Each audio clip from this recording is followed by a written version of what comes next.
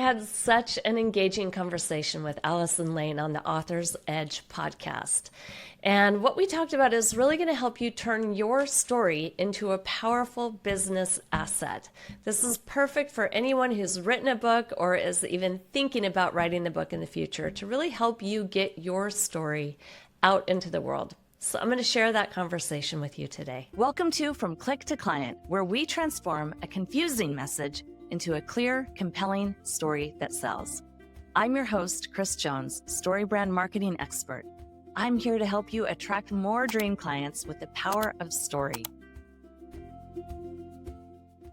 Welcome to the Author's Edge. I am your host, Allison Lane, and I'm telling you, I'm a longtime marketer, lifelong publicist, and I always have had this skill to see the strength, the kernel of awesomeness in everyone. And I think as a kid who was an introvert, who had a lot of trauma, I stood on the periphery and I watched a lot of things. And it's my joy to help all of you see the strength and the wisdom and the awesomeness in yourself that I see and my guests see. If you're struggling with how am I going to package what I know or how to position myself and you want to work with me directly, I'm at lanelit.com or send me a note, Allison@lanelit.com. This is not hard. I am here for you. Now let's get to the podcast. This week's focus is on you telling your story so that you can position yourself as the answer to someone's problems. And when I thought about who I needed to have on, only one name came to mind because it takes a certain type of clarity to get to the few words that can capture the transformation that you can make in the world. And for that reason, Kris Jones is joining us from Red Door Designs. She's a StoryBrand certified guide. That means she's an expert copywriter in helping people define and communicate the benefit that they put into the world, the value that other people get. So it's not, I need to build my personal brand and I am an expert copywriter. It's, I, Allison, help women get book deals and launch their books with success. Did you hear me say I'm an expert marketer? No, because it doesn't matter. I could be a juggler and it doesn't matter. The end result is what matters. And Kris is the jam about doing this. And she's going to share her wisdom with us today. So welcome, Kris Jones. Thank you for being here. Kris Jones, famed StoryBrand certified guide, expert copywriter. And just to let everyone know, we became friends because I reached out to you because I heard you on a podcast. Because you stalked me. In a nice way, I reached out to you through your website as a cold call and said, I really like what you are putting out there and I'm picking it up, what you're laying down, and I think we should be friends. And here we are. Yeah, clearly there was something about you that I realized this is not my typical cold email. I wanted this to be woman friends is with you not too. the norm. Yeah, Right. exactly. Right. People need to know what you know, not just because we hear copywriter and nobody really knows, like, how does that apply to me? But I think you have such a way of helping authors, particularly because that's who I work with, discover how to position what they do and what the result that other people get from what they do. Right. And that way they can stop describing themselves as, I'm a writer. Like, bruh, no, Right. everyone's a writer or everyone's a psychologist. We don't want to know your job title. So let's just start off with like this. What is the biggest mistake that authors and aspiring authors are making when it comes to building or establishing themselves as a leading voice? That's such a good question. I mean, very clearly, the biggest mistake is that they haven't taken the 20 minutes that it takes, maybe 30 tops, to just plan what they're going to say when somebody asks, what do you do? What are you working on? What's the book about? And what happens is, we're excited about our book project. We want to talk about it. But then when somebody asks about it, number one, we cringe. Number two, we freeze. Number three, we spit out a 2-word answer. Number four, we spit out an 80-word answer and we lose them completely. And so I think just a little bit, let me put it this way. When somebody is able to answer that question in a very concise way, it's not because they're smarter or that they're better at winging it. It's because they've taken 20 minutes to plan how they're going to answer that question. They've printed it out and they've memorized it. And then it's kind of become part of their cellular memory. So they don't have to stress anytime they get that question. Because let me tell you, whether you're writing a book or you've just launched a book or you have a book under your belt, you're going to get that question a bajillion times. So you might as well get excited when you get that question because you know exactly how to answer it. So well put. Because everyone gets asked, what are you writing? And what they launch into the plot of the book, well, I'm really writing about, and it's like they're trying to brainstorm it right there because you can tell because they're looking at the sky. And like in hopes that it's like a bird will bring them like a messenger. Yes, just a messenger bird of like, here you go. It's going to drop right here. Girl and their little. What are you writing? We don't want to know really what you're writing because the question that it's up to us to do the like literary limbo, the mental gymnastics to translate what are you writing is how will I benefit from what you're doing? Why does it matter to me? That's what our brains are constantly scanning our environment every day, all day, every day. How am I going to survive? How am I going to thrive? How can I conserve brain calories? Thinking and figuring things out requires a lot of brain calories to be burned. And our brains don't like to exert energy. And so when we're able to spoon feed these answers to people, our brains just soak it up because we're like, number one, I get it, right? You don't lose people. They're like, I get it. I'm tracking. I'm absorbing what you're saying. I'm picking up what you're putting down. And number two, it's relatable. I can understand, why does that matter to me? Or why would that matter to maybe not me personally, but my partner or somebody that I love? Right. And so then when you know that that's the mistake, then what should people be doing in order to prepare for that? It's the first question you get as soon as you want to hire a social media manager. They say what your profile needs. Right. Yeah. You can't just say mom and coffee lover. Thank you for that. Right. Well, it's very meta because we're talking about authors who have written a book or are writing a book. And what I'm suggesting people do is tell the shortest story you've ever told about your book, about what your book is about. And the way you tell the shortest story ever told, it can be 2 sentences long at the most. Every story, and you probably know this as an author already, but every story, every movie, every book begins with a hero that has a problem they don't know how to solve. They are out and about. They're looking for a guide, whether that be a book or a coach, or they're looking for a guide who can help them solve this problem and overcome it so they can ultimately experience success.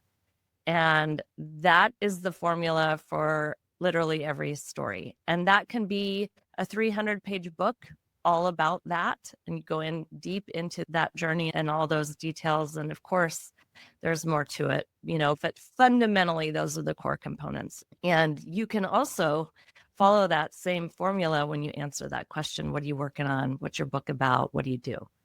Where you always begin with the hero's problem.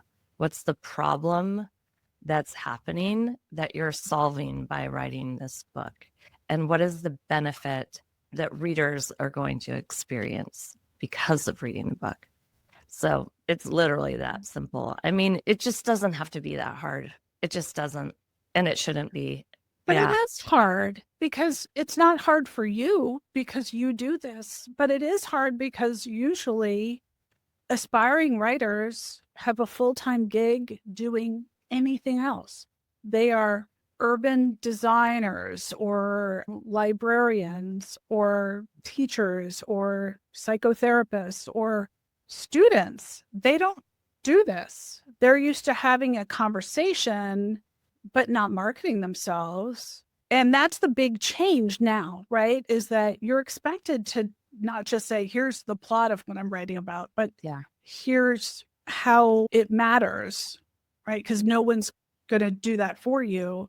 Yeah. What is the biggest change you've seen recently about branding or landing this 1 or 2 liner? Are there changes? Hopefully. Yeah. Not really. I think ultimately, like, the fundamentals of story never change, number one. And the core problem that I solve as a business owner, it really doesn't change, because the problem is we're so close to our own work and we're so close to our own selves. It's like we're inside of a bottle trying to read a label that can only be read from outside of the bottle. And so that is the core problem, that whether you're an author or you're a business owner, whatever you're trying to write about, when you're just so close to it, it feels really, really hard. It really does. And so I can come in and I can read the label of your bottle and really help you have clarity about it.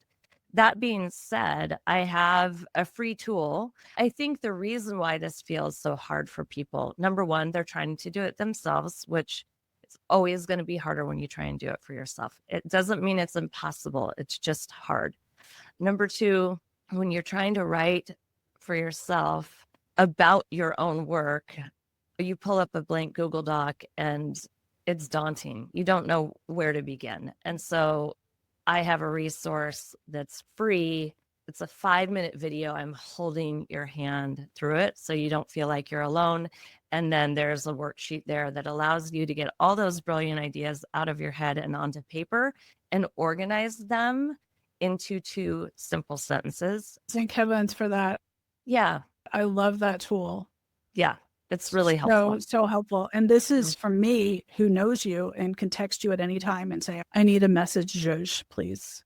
But I still use that tool. So the thing is, I think too, the expectation that whatever your statement is, whether it's in your author bio or on your website or on your socials, that we need to be knowledgeable enough that those same 12 or 13 words show up in all the places.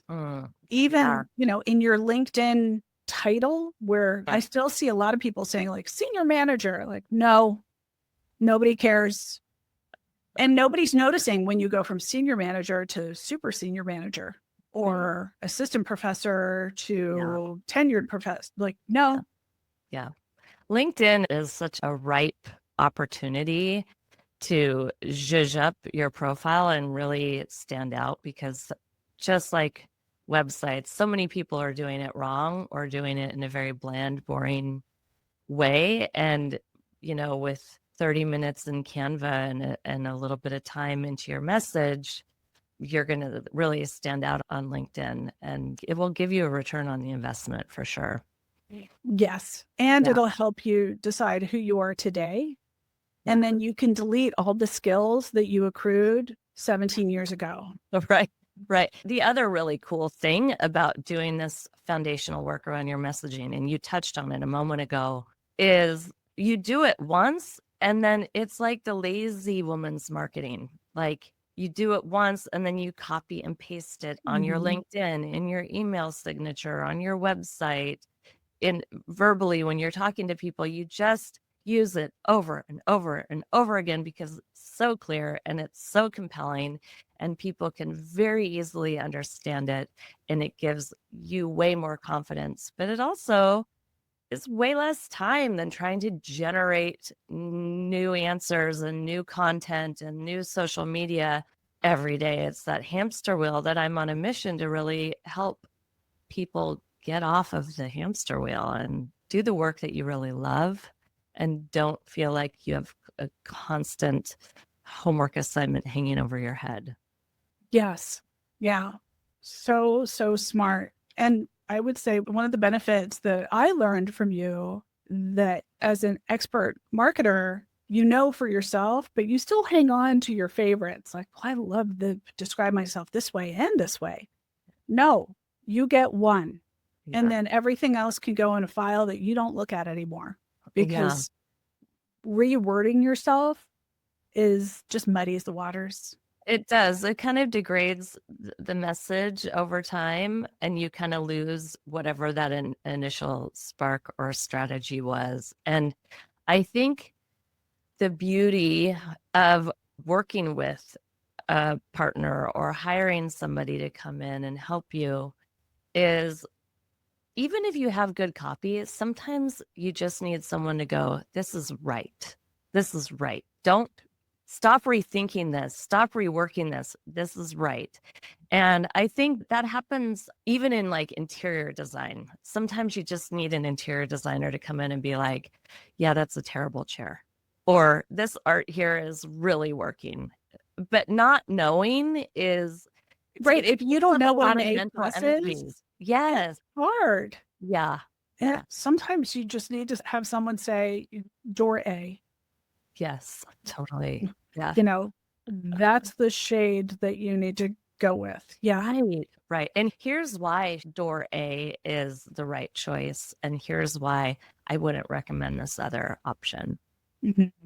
So you understand. I mean, the idea is like, you want great copy, but you also want to know the strategy behind why this is working. And it's an art form, but there's such a science behind it, and there's such strategy behind why copy works. And it's really helpful when we know the why behind it.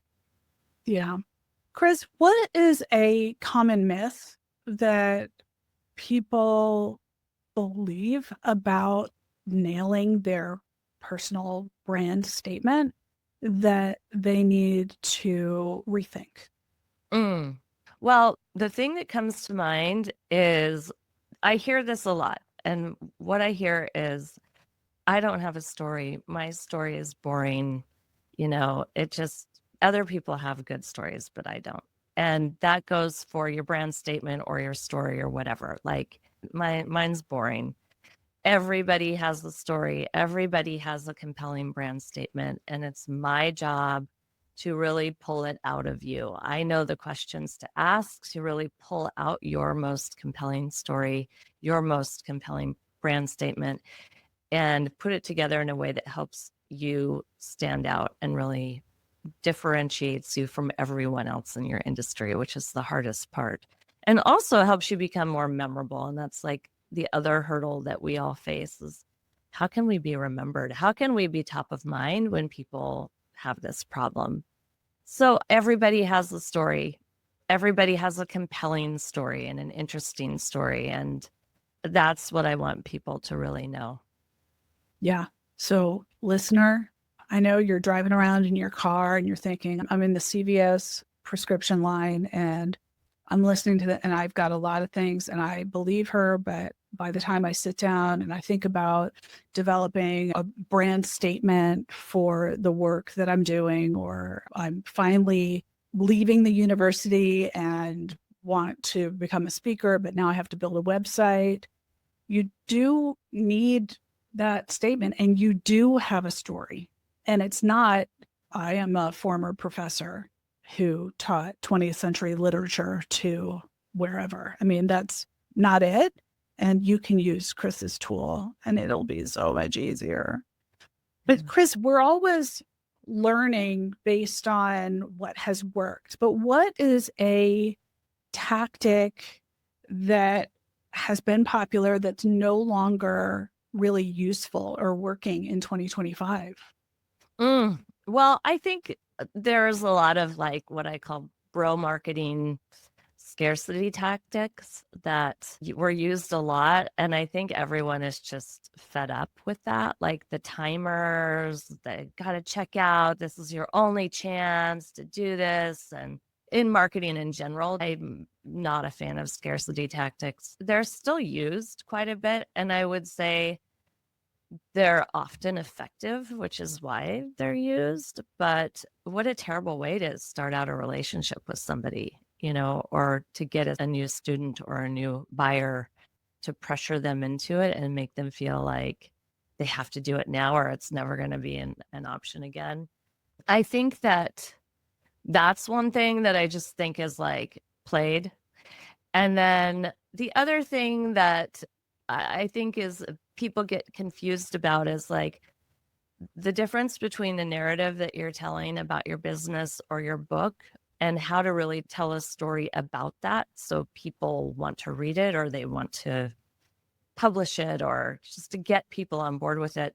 That story that I'm talking about is really a narrative that it's about you inviting your potential hero into a story with you where they can envision themselves as the hero and they envision you as their guide. The guide is the strongest character in every story. So that's the type of story I'm talking about. And there's some confusion around like what I call the founder's story. And this is really how your background, your professional background, how you got to where you are, and all of that good stuff. That story is more for you than it is for anybody else. I'm not saying that you shouldn't write your founder's story, but if you want to write a story that will get you a return on investment, that will help build your career professionally, I'm talking about this type of narrative that's different from a founder's story. So the other third tier of that question is really making yourself the hero of your own story. You're the Yoda, you're not Luke Skywalker. Yoda is the strongest character in the story. There's only room for one hero in every story. And so when we make ourselves the hero of our own story, number one, we're painting ourselves as a weak character. Number two, we're kicking our potential reader, our potential client out of this story with us. So they literally can't engage. And you've probably experienced this subconsciously, not really realizing it when you went to a website and you're like, okay, yeah, she's cool. She seems smart and nice, but I'm going to keep looking. And the reason you bounced from that website is because they were likely making themselves the hero of their own story and you didn't feel a connection. When you're the hero of their story and they're the guide, there's this beautiful connection that begins to build and trust begins to build, and you all of a sudden really can envision yourself working with this person or reading their book or however they want you to engage. And then you're motivated to take that next step, whether it's buy the book or whatever else that you want them to do. A lot of authors want people to read their book because they have a story to tell and they want to help people and they know that their story can impact readers. But what happens is they don't really think beyond that. And the book is really a vehicle, of course, to help people. But then after they read your book, they're like, I know her, I like her, I trust her, I want more from her, I want to work with her, I want her to coach me, or I want her to help me overcome my version of this problem.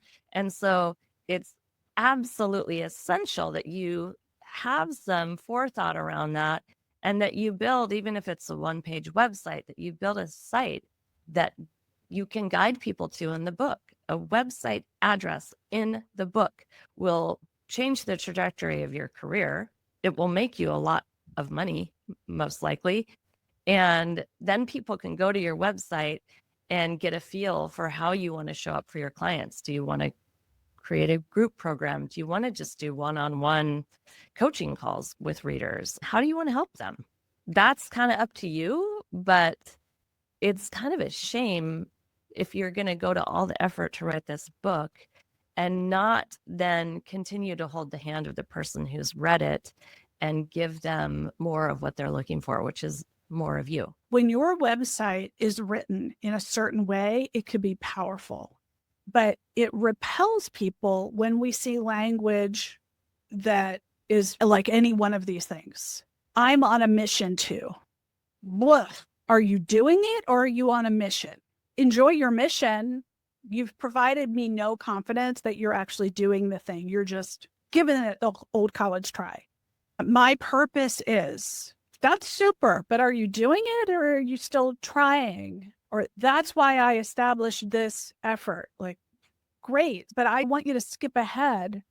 But when you confirm for people that you're just still trying and you're even spelling it out for them, I'm trying to do this. Well, are you doing it? No. Great. Click to the next one. So don't do that. State your strengths. Kris, do you have any? I'm sure you see a lot of those types of phrasings. Yeah.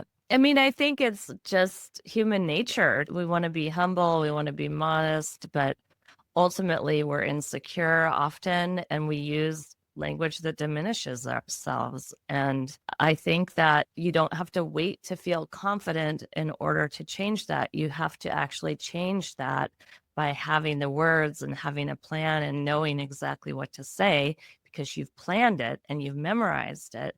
And it doesn't mean you're going to sound like a robot, right? That's what we're afraid of. We're like, we just want to be authentic and organic. But those authentic and organic people have planned what they're going to say. And then as you memorize it, you can tweak it or make it tweak it a little bit when it comes out, depending on the situation. But the confidence comes from really taking the time to know how you're going to answer these questions that usually make you cringe or usually make you feel uncomfortable, or you find yourself diminishing yourself. It's not okay. Don't do it. And if you do diminish yourself, people believe you. Yes. Yes. And I know you don't want that. Don't do it. All right. True. That was our PSA. That was our kick in the tuchus for, you're a big effing deal. Accept it. You're not trying to do it. You are doing it. Right. We believe in you.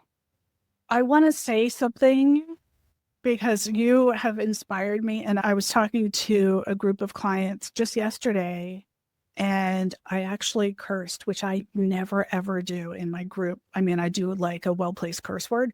But, here's the thing about aspiring authors. These are often experts in their field, and they're just hoping that their debut book is that people buy it. And my view is, I can always see that, of course, people are going to buy it. This thing is going to take off. We need to prepare for the success that I know is going to come. And they have a hard time seeing past, but I just want the book to be a success. But your book is the product and you are the brand.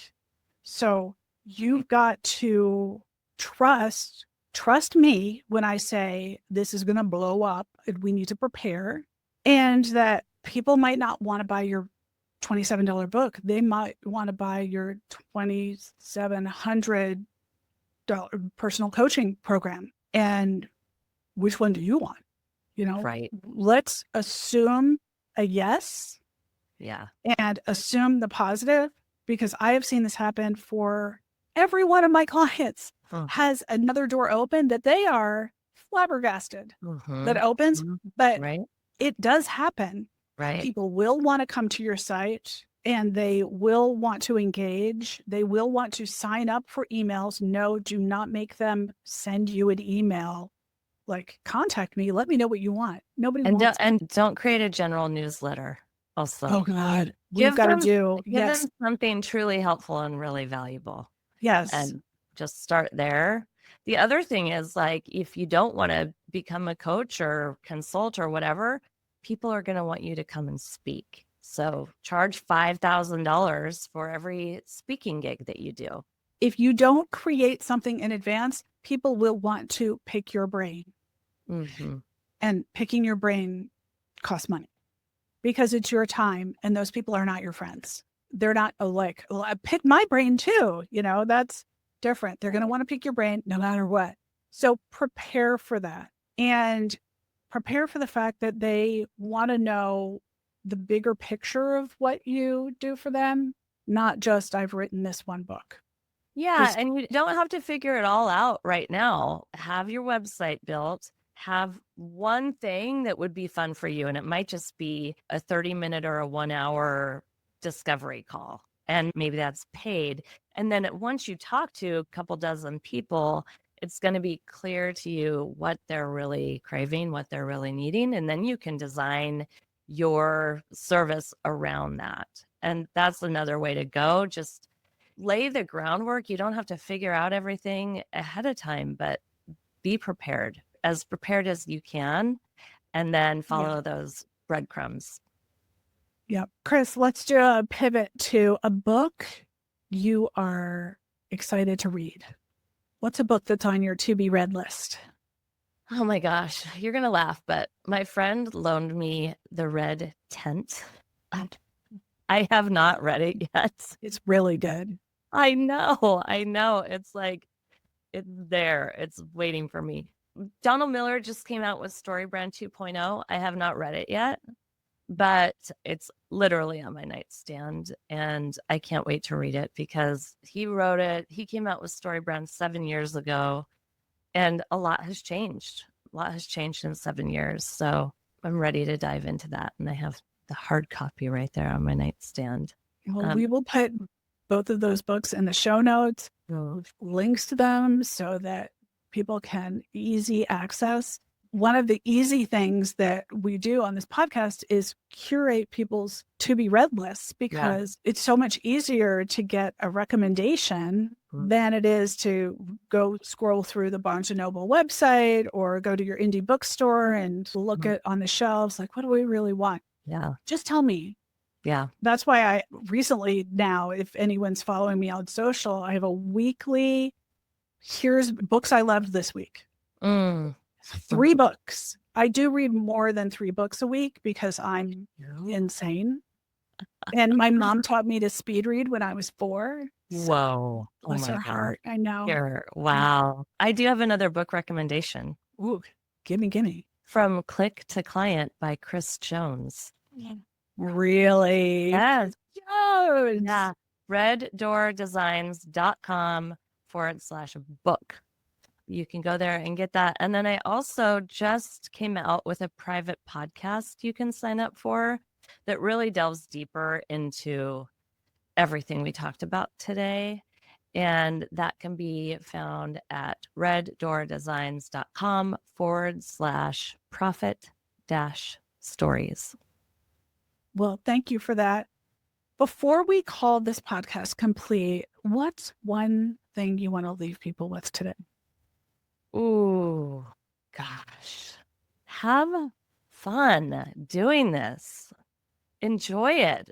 Like, follow the things and do the things that you really enjoy and lean into that, because when we're doing our own thing and we're paving our own way, we can feel like we have to do everything and wear all the hats, and you just don't. You are totally in control, and follow the things that compel you. Exactly. I love it. Thank you so much, Kris. This is great. And for anyone who wants to connect with you at reddoordesigns.com, we'll have all the links that we talked about in the show notes.